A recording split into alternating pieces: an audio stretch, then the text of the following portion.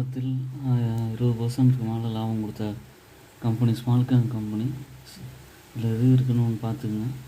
First வந்து பகேரியா industries வந்து 33% லாபம் கொடுத்துருக்கு. 239 இருக்க ப்ரைஸ் வந்திருக்கு. என்ஐடி வந்து ஐடி கம்பெனி. இது வந்து பார்த்திங்கன்னா 31% லாபம் கொடுத்துருக்கு.